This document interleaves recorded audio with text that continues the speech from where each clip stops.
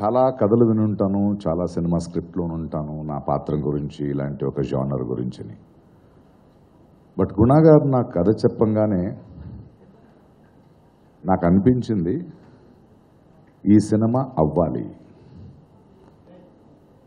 ఆయన కళ్ళల్లో, ఆయన గొంతులో, ఆయన ఎన్నుకున్న కథలో ప్రతి తెలుగోడు గర్వపడే ఒక దర్శకుడు కనిపించాడు నాకు.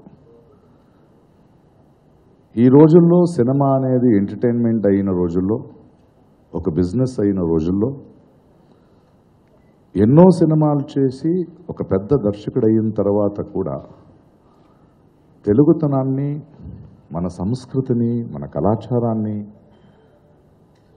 మన స్వాభిమానాన్ని, మన హిస్టరీని, మన చరిత్రని కమర్షియల్గా ఎలా వర్కౌట్ అవుద్ది అనడం పక్కన పెట్టి తనకు తెలిసిన సినిమా పరిభాషలో నా భాషని, నా కల్చర్ని, నా చరిత్రని సంభ్రమిస్తాను అనే ఒక చాలా ప్యూర్ అయిన తనకు ఒక ఐడెంటిటీ కావాలి ఇలాంటి ఒక సినిమాలో చేస్తూ అనే ఆయన అవగాహన, ఎన్ని సంవత్సరాలు ఆయన చదువు, ఇవన్నీ కనిపించింది. నాకు డబ్బు మాట్లాడాలనిపించలేదు, ఎన్ని రోజులు చేయాలనిపించలేదు. అది అయిన తర్వాత సినిమా సెట్కి వెళ్తే గుణ టీమ్ వర్క్స్ అని ఏమంటున్నారు.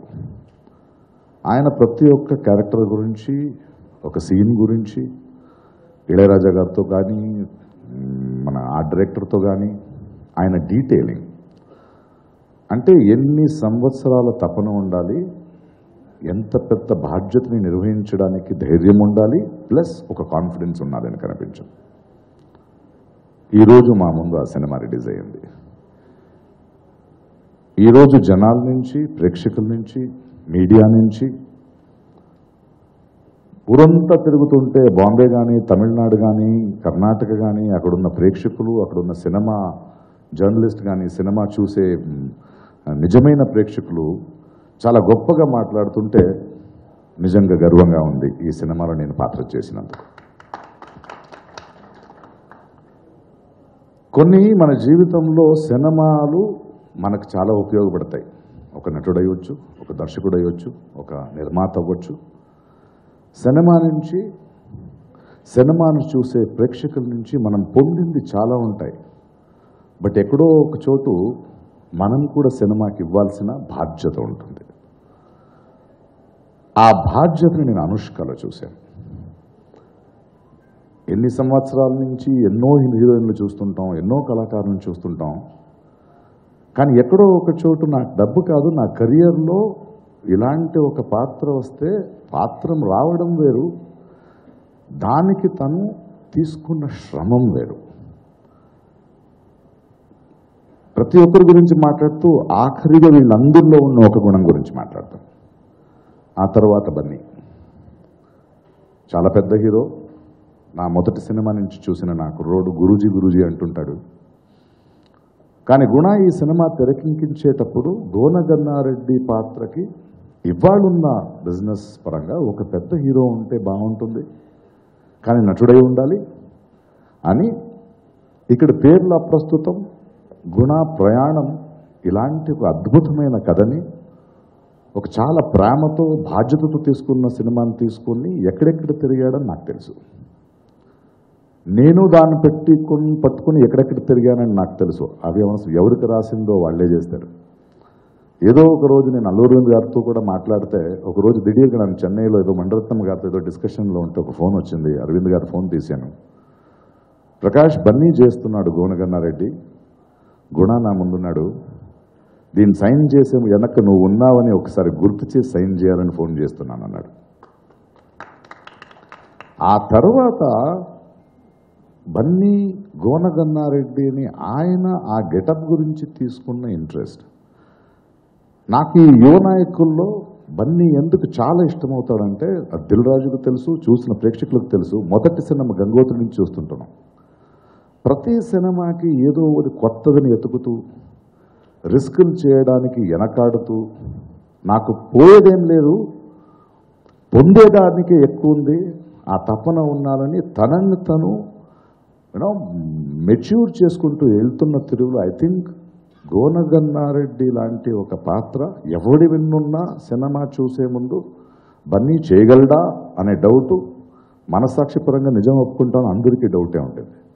కానీ ఈరోజు ఆ డైలాగ్ డెలివరీ కానీ, ఆ పర్ఫార్మెన్సెస్ కానీ, తనకిచ్చిన టైం కానీ, తాను తీసుకున్న తపన కానీ చూస్తుంటే ఇంకో గోనగన్నారెడ్డి లేడేమో, అది బనీనే చేయాలో అనిపిస్తుంది.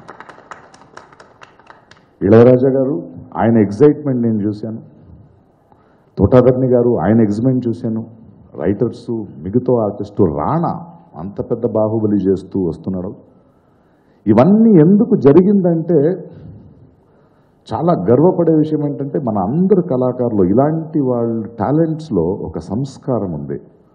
ఇది ఎవరు ఒకరి సినిమా కాదు, ఇది లేడీ ఓరియంటెడ్ సినిమా, ఒక కమర్షియల్ సినిమా కాకుండా రాణా లాంటి, బన్నీ లాంటి, అనుష్క లాంటి యంగ్స్టర్స్లో ఇంకేదో చేయాలి, మనం చేసిన పని కలకాల ఉండిపోవాలనే ఒక బాధ్యత చూసి నేను నిజంగా చాలా గర్వపడుతున్నాను. అండ్ ఈరోజు సినిమా రిలీజ్ అవుతుంది, అయ్యింది, చాలామంది చూస్తున్నారు. ప్రేక్షకులు బన్నీ నాకు సినిమా చూడంగానే నేను బాంబేలో ఏదో పనిలో ఉంటే ఫోన్ చేశాడు, ఎలా ఉంది బన్నీ సినిమా, విరగదీశారు గురూజీ మీరు, అలా కాదు సినిమా ఎలా ఉంది. బన్నీ చెప్పిన మాట నాకు చాలా ముఖ్యమైందంటే నాకు రెండు రకాలుగా ముఖ్యం. ఒకటి, బన్నీలో ఉన్న మెచ్యూరిటీ ఒక విషయాన్ని అవగాహన చేసుకుంది. అలా తెలుగు ప్రేక్షకులు చాలా జనరస్గా ఉన్నారు గురూజీ, ఈ సినిమా చూస్తారు అన్నాడు. అంటే ఎక్కడో ఒక చోటు రాజమౌళి లాంటి వాళ్ళు, వంశీ లాంటి వాళ్ళు, త్రివిక్రమ్ లాంటి వాళ్ళు, వీళ్ళందరూ మనసాక్షి పరంగా తెలుగు సినిమాని ఇంకో ఎత్తుకు తీసుకుని వెళ్ళిపోతున్నారు, మనకి నిజమైన సినిమా ఏంటో కనిపిస్తుంది అని ప్రేక్షకుల్లో ఒక చలనం, ఒక సంచలనం సృష్టి అయితే దాని మీద నమ్మకం బన్నీకి ఉంది, ఆ మీద నమ్మకం గుణశేఖర్కు ఉంది. అందువలనే ఈరోజు ఆ సినిమాని జనాలు చూస్తున్నారు. ఎక్కడో ఒక చోటు గుణశేఖర్ లాంటి వాళ్ళకి మనం ఎందుకు శ్లాఘించాలంటే ప్రతి తెలుగు ప్రేక్షకుడికి, ప్రతి సినిమా ప్రేక్షకుడికి మాత్రం కాకుండా ఒక తెలుగువాడు గర్వం, తెలుగువాడి కల్చర్, నేను ఇది అని చెప్తూ ప్రపంచవ్యాప్తంగా ఇన్ ద వరల్డ్ సినిమాలో ప్రతి వరల్డ్ సినిమా మనల్ని తిరిగి చూసేలా చేసింది. And I thank Gunasekhar for being a true Telugu man. ఆయన్ని ఇన్ని సంవత్సరాలు ఆయన సినిమాలు చూసి ప్రేక్షకులు సినిమా పెంచింది తప్పవలేదు, మనం గర్వించే సినిమా చేశాడు. ఇలాంటి పరిస్థితులైన దాసనారాయణరావు గారు లాంటి వాళ్ళు సినిమా చూసి తనే ఒక ప్రెస్ మీట్ పిలిపించి శ్లాఘించడం అనేది, రాజమౌళి లాంటి ఒక పెద్ద దర్శకుడు బాహుబలి లాంటి సినిమా తీస్తూ తన ట్విట్టర్లో కంటిన్యూస్గా ఈ సినిమా గురించి మాట్లాడడం తెలుగు వాళ్ళ సంస్కారం చూపిస్తుంది. And I'm so proud of this సంస్కారం. మనమందరూ కలిసి ఉండాలి.